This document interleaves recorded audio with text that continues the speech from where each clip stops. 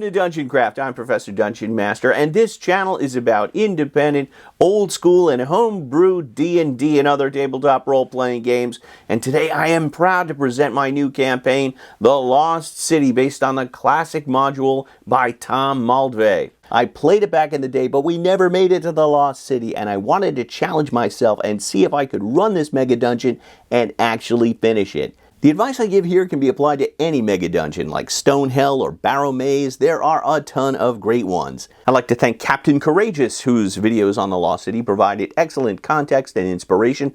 Link to his videos below. The original Lost City covers 100 rooms in just 28 pages and has this cool trifold cover. The Goodman Games version is hardbound, 320 pages, and contains a reprint of the original module and 5e conversion, including additional encounters, maps, art, and larger, easier to read print. In addition, it contains some great essays by Chris Doyle, Mike Merles, and an interview with former TSR editor Harold Johnson, who worked closely with Mulvey at the time The Lost City was written. He writes about how Tom was inspired by Robert Howard's stories and H.P. Lovecraft's Cthulhu mythos. It's important to understand the tone Mulvey is going for. This is not superhero fantasy. This is barbarians and loincloths, sword, and sorcery. I texted my players and told them to get ready to play human fighters, barbarians, thieves, and maybe a couple magic users. And everyone had to roll up 2 characters in the highly likely event the first one bit the dust. This is old school, no death saves, death at 0 hit points. The strength of any mega dungeon is it's easy to keep the players on track. They can't leave the map, and you only need to plan a few rooms ahead and you're good to go. The weakness of a mega dungeon is they can seem restrictive and limit the game master's ability to weave character backstories into the narrative. If a character was deposed by a treacherous noble and they want to reclaim their family land, well, they're out of luck because they're going to spend a few months trapped in an underground pyramid. That's not to say the Lost City doesn't have a story. It's got a great story the players will slowly uncover, and it begins centuries ago. Long ago, Synodecia was a rich and fertile kingdom, ruled by the noble King Alexander and Queen Zenobia. After their passing, a huge pyramid and underground city were built to honor them. But the workers dug too deep and awakened Zargon, an eldritch evil from beyond the stars. A Zargon-worshipping cult arose, supplanting the gods of Usumagaris, Gorm, and Madarua, and Synodecia fell into ruin. The Synodecians retreated to their underground city, and King Alexander's once mighty empire was swallowed by the desert sands. Enter the player characters. Lost in a sandstorm, having been separated from their caravan, they find statues of an ancient civilization half sunk in the sand. Desperately seeking shelter, they discover the top of a step pyramid and enter, and that's where their adventure begins. The first thing I did after reading the module is find all the staircases and highlight them. Some of the secret doors aren't even depicted on the map, like in room 27 of Tier 4, which leads to room 44 on Tier 5. And if you look at 44, there's no indication of this, just a ladder in the corner. At the top of the map, I circled a pillar that contains the secret door to the Lost City and clearly labeled it. The next thing I did was familiarize myself with the 4 warring factions vying for control of the Lost City. Baron? Good evening, Dungeon Masters. I'm Baron DeRopp from the channel Dungeon Masterpiece. Political factions are key to making your fantasy world seem like a real place. In this campaign, there are 4 warring factions in the Lost City that drive the story. They are the Spartan-like Brotherhood of Gorm, the mysterious mages of Usumagaris, and the Amazonian warrior maidens of Madarua. Lastly, we have the Synodecians, led by the cult of Zargon, which controls the Lost City under the pyramid. These groups exist in stasis, with no faction able to gain the upper hand because the Synodecians are more populous than the other 3 factions put together, and they are always battling against one another. So keep this in mind when role-playing NPCs, and your Lost City will seem more immersive and believable. At the start of the first session, and I mean the first 60 seconds, I establish a clear objective for my players. Their characters are dying of thirst. They need to find water within 2 literal hours or their characters are dead. Time limits are crucial to establish tension They give a scenario a sense of urgency and propel the players forward. And if you find your players are dilly-dallying and taking too many rests, time limits will fix that problem. As I mentioned, there are a lot of secret doors in the Lost City, including the very first room. Do I call for a perception or investigation check? No. If a party of 6 examines a wall and there's a secret door there, someone is going to find it. So the characters descended into a room containing fire beetles. Do they fight them? No. They distracted the beetles and ran through the southwest door. They found a secret door to a room filled with sting bats. Did they fight them? No. They grabbed the biggest 2 gems off the top of the treasure pile and ran out the door. They found some cave locusts around the corner. Did they engage? No. They killed one with a bow at range distance and ran down the staircase to Tier 3. My player's strategy is to avoid combat unless it's absolutely necessary or there's some sort of measurable reward. And I don't play with attacks of opportunity. As long as nothing is blocking a fleeing character's path, they escape. Now this is the map. This is my player's path. They did not meet the Brotherhood of Gorm, which is a key part of the plot because it establishes there are humans in this pyramid, and it would establish the idea that there are factions. But that's what happens when you run an open-ended sandbox game. And if they bypass key NPCs or plot elements, so be it. The players make the choices. I just narrate the results. In the hall at the bottom of the staircase, I rolled a wandering monster and decided it was going to be a Synodician patrol. It was about time I established there were humanoids in the pyramid. My Synodicians have pale, translucent skin like those bomb-worshipping subway dwellers in Beneath the Planet of the Apes. Man, did they scare me as a kid. Synodicians wear masks at all times and are ashamed to remove them. They've come to believe the masks are their true faces. Wealthier Synodicians adorn their masks with gems, gold, or even feathers, treasures from the outside world. I do not include other humanoids in my Lost City. There are no goblins or hobgoblins. I think the idea of a human civilization that's devolved into cannibalism is a lot creepier and more in common with the Conan stories on which the module is based. Synodician patrols are not highly skilled, and their weapons are made from bone and stone, and they're simple. Spears, daggers, clubs. They don't have the ability to forge steel. So the party won the battle easily, killed one of them, and took their mask. That's going to be important for later. Now let's switch to TAC mode so I can show you how I run combats and use terrain efficiently to bring the Lost City to life at my table. Hi, I'm GM Scotty from the DM's Craft, and I'm here to show you how to use the ultimate dungeon terrain, UDT for short. Forget grids, they slow play. The center ring represents the character's light source or anything within melee distance. Anyone can attack the bug, and the bug can attack anyone. Now, if the wizard wants, he can move to range distance to cast spells safely. Now, he can hit the bug, but the bug can't hit him. As long as it's engaged with the other characters, you can move one range band and still attack. So how long is range distance? It's within the range of a spell or bow. We don't need a count feat. What happens if a character is at range distance and the bug moves to them? Uh-oh. Then the range distance becomes the melee distance. Put them both in the center circle. Now the characters are attacked by the Synodicians, alright? The wizard has the initiative and nukes one. The rest move into attack. In round 1, the barbarian kills 2 Synodicians. The next round, he can move anywhere in the circle and attack again. What happens if a character moves off the board? They're completely separated from the group, where they will probably be swarmed by monsters, torn to bits, and left to find out the hard way to never split the party. UDT allows you more world and less space. With the exception of a one set piece, the entire Lost City campaign was played on this board. If you want to learn how to make cool terrain for cheap, check out my channel, The DM's Craft, and my Easy D6 RPG for Runehammer Games. Tier 3 contains temples for each of the anti-Synodician factions. The mages of Usamagaras, the Brotherhood of Gorm, and the warrior maidens of Madarua. And they're all connected by a rotating hallway. So the characters went down the hall leading to the temple of the warrior maidens of Madarua, which contains an alarm system, so as soon as they entered, the maidens were alerted. After some exploration, they discover the warrior maidens' treasure vault and pick the lock, and just as they're about to steal the loot, the secret door in the south wall opens and 20 warrior maidens flood into the room and surround them. I use the BX 2d6 reaction table. I still think it's the best. I gave the players a penalty because they're in the middle of a robbery, and the result was a 6, uncertain. So I let them negotiate. They dropped their weapons and said they came in peace, that they were lost in a sandstorm and were only looking for water. Did I call for a charisma check? No, I have the players roleplay it out and decide what happens based on what they say.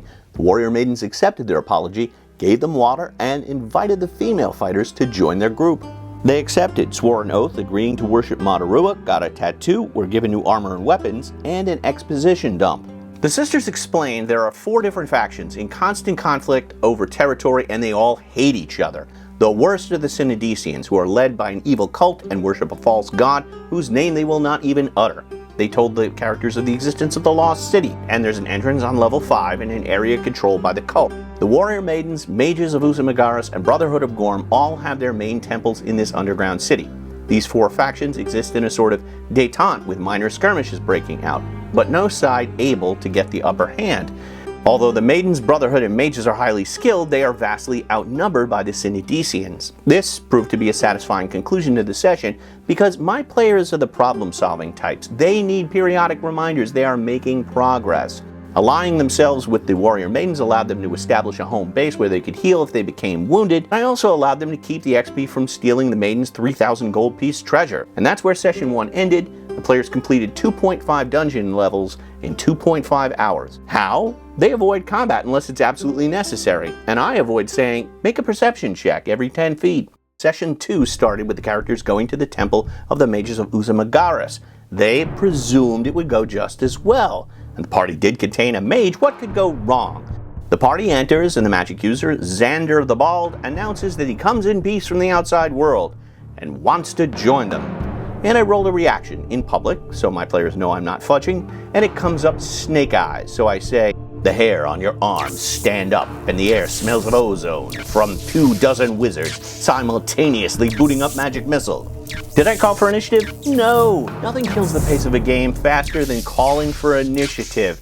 The party wanted to run, and there was nothing blocking their escape, so there's no attack of opportunity. I just described the magic missiles hammering the door just as the characters slammed it. After some searching, they found the entrance to the lower level, a former temple defaced with graffiti that reads Zargon, their first clue as to the identity of the main villain. Tier 4 is a sprawling necropolis housing the tombs of the warriors, servants, priests of King Alexander and Queen Zenobia. There are lots of classic scenes like Queen Zenobia, who is now a wife, jumping out of her tomb, and a cool pendulum trap featured on the back cover. And my players skipped all of it. This is the path they chose, completely avoiding these classic scenes. They also avoided conflict. They went into the captain's burial chamber, saw a bunch of skeletons, and said, we shut the door. They enter the embalming rooms, and the shadows start coming to life, and they say, screw this, we're out. They did have a pretty good fight with a carrion crawler in room 40. They also found a partial map in another room, which is a treasure unto itself. My players love map fragments. Again, it gives them the feeling they're making progress. But they focused like a laser on getting to the next level, located in the secret trapdoor in room 27. A trapdoor so secret that it's not even on the map. And they descended into level 5. And that's how session 2 ended, clocking in at just over 2 hours.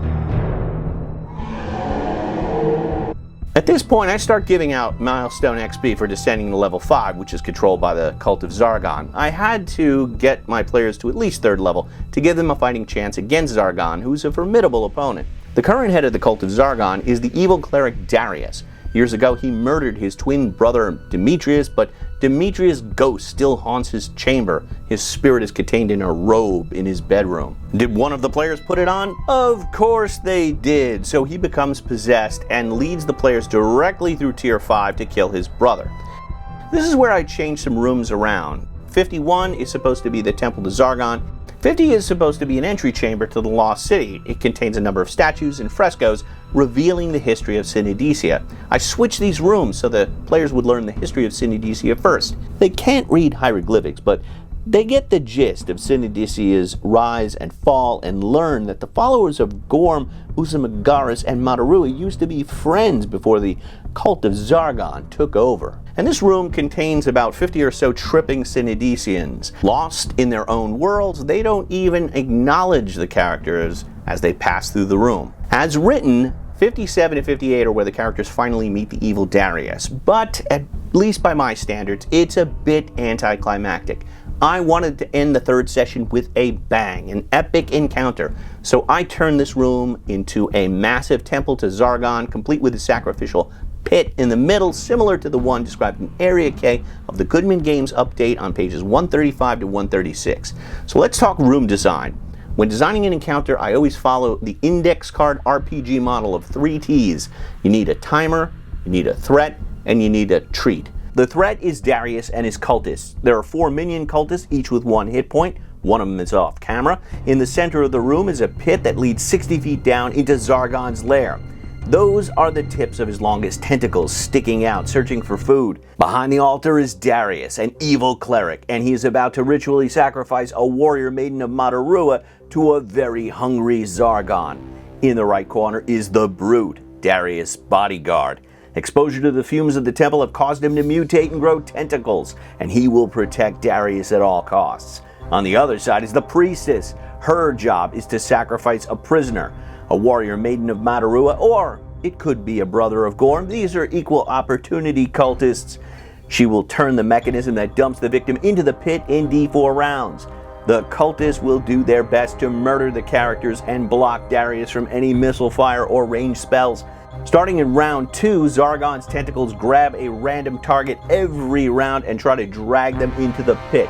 So the party rushes in, slicing off limbs, kicking cultists into the pit, Zargon's tentacles dragging a couple of them to the doom, and they rescue the warrior maiden at the last possible moment. It was awesome! And the best was Darius and the character possessed by Demetrius. They tied initiative, both rolled natural 20, impaled each other, and fell into the pit. The character died, but it was epic. And they rescued a warrior maiden who can point out the secret door in the room that leads directly to the Lost City. Here is the path my players took, and the session took only 2 hours. In room 48, which my players never went to, is a staircase that leads to tier 6. Tiers 6, 7, 8, 9, and 10 are more of the same, a series of rooms each containing a different monster and treasure. Room 100 is Zargon's lair, and I gotta say, it's a bit underwhelming. The mighty Zargon lives in a 40 by 40 box. Now the thing is, as a game master, you need to know when to read the room and end your campaign. My players who played the Lost City as kids but never completed were having a great time dungeon crawling, but my other players wanted more of a story. We needed to wrap it up in a couple of sessions, so I cut tiers 6, 7, 8, and 9. At my table, the Lost City is the final tier, and it contains a direct entrance to Zargon's lair. I could have stretched it 2 or more sessions, but I saw in the group text that everyone was going to be at the next session, and I prefer to end my campaigns when all the players are there, so I thought this is where we're going to end it. Hello, I'm Bob, and this is where we learn how to have more fun playing RPGs together, and today I'm here to talk to you about Professor DungeonMaster's house rules, Deathbringer. Deathbringer is old school D&D with a twist. Defined feats and skills are replaced with Deathbringer dice, a pool of d6s players can spend to add to any d20 roll, add to a damage roll, or block incoming damage. You can use multiple Deathbringer dice at once to inflict massive damage, and players can give them freely to one another. Deathbringer dice allows characters to perform fantastic stunts or score extra damage just when it really counts. So at long last, 35 years for some, my players finally arrived at the Lost City. It has a very 1 million years BC feel with a giant mushroom forest and lake and volcano, and my players wanted none of it. They went straight for the Temple of Madarua. So much for all my prep work. Using masks they collected along the way, the party disguised themselves as Synodicians and made their way through the crowded streets packed with dancing Synodicians whacked out on cave mushrooms, clearly celebrating something. At the temple, they're introduced to the queen, who explains the Synodicians are celebrating the annual selection of a bride to be sacrificed to Zargon. They told her of the lost history they had discovered, that long ago the Brotherhood, mages, and maidens all worked together to build Synodician into a prosperous empire. If only they could put aside their differences, they could restore their empire to its former glory. And they persuade the queen to host a diplomatic banquet and invite the heads of the Brotherhood and the mages. There they reveal their plan. When the bride is sacrificed to Zargon, the players will bum rush the doors to his lair and kill him. At the same time, the Brotherhood, mages, and warrior maidens working together can take down the Temple of Zargon. Did I call for a charisma check? No, I don't hinge plot points on charisma checks. Think logically. It's a good plan with a clear objective that allows all the NPC factions to achieve their goals. Why would they refuse? My player Veronica loves love stories, and I said the King of the Brotherhood looked like Brad Pitt and the Queen of the Warrior Maidens looked like Ms. Ukraine, so she really wanted them to fall in love. That I made her roll for, because that's like extra credit, and she was successful, which made her very happy. And the next day, when the cultists opened the doors to Zargon's lair, the players rushed in for the final showdown.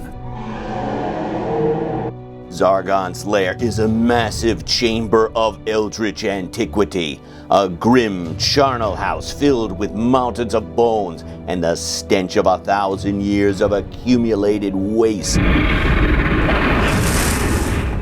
As the characters approach, Zargon communicates with them telepathically and gives them a villain speech about how he is immortal and their actions are futile. Zargon is a massive Cthulhuid monstrosity. Anyone in the center circle is within range of his 8 tentacles for d6 damage, and his massive jaws, which inflict 3d8 damage. Those at range distance can hide behind piles of bones for +4 cover, but they can still be attacked by those tentacles, although they're out of the reach of Zargon's bite. I do all the stat blocks index card RPG style. +7 to all stats in all rolls. And on a natural 20, Zargon slices or bites off the target's head. No death saves, instant death. Not even Deathbringer dice can save you. And I warn the players this when the combat begins, so they know it's at stake. I don't use legendary actions where the characters have to save versus fear and pretend to be afraid. I make the players actually afraid for their characters' lives, and they know it's at stake up front, so it's fair. They also have backup characters who gain experience at 1 level lower. When their main character drops, they can send in the backup who are waiting in the wings. And the battle was epic. The party won initiative and carved huge chunks out of Zargon's slimy hide.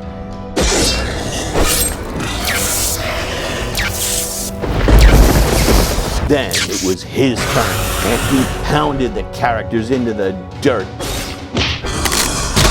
Only Deathbringer dice saved them from destruction. The characters were all down to 1 or 2 hit points when one player rolled a natural 20. Critical hit scoring over 20 hit points of damage, and she spent all 6 of her Deathbringer dice to do even more damage. Then the rest of the players threw in their Deathbringer dice, inflicting over 70 hit points of damage, and Zargon, the immortal, crashed to the ground dead at last. It was some kind of miracle I didn't roll a single 20, but the players loved it. They were cheering. I asked my players to describe how the campaign ends for their characters. One wanted to stay with the mages and rebuild the city. Another wanted to return to civilization with a warrior maiden. Another wanted to run off with a brother of Gorm. And all lived happily ever after. But if they want, they can import those characters into my long-running main campaign. But your players could continue exploring the Lost City. The Goodman Games edition has lots of bonus content that could last months. We finished the campaign in 4 sessions, but Wizards of the Coast own data shows the average D&D campaign only lasts 7 sessions. I believe it's better to end a campaign too soon and leave your players wanting more than to have it drag on and they lose interest.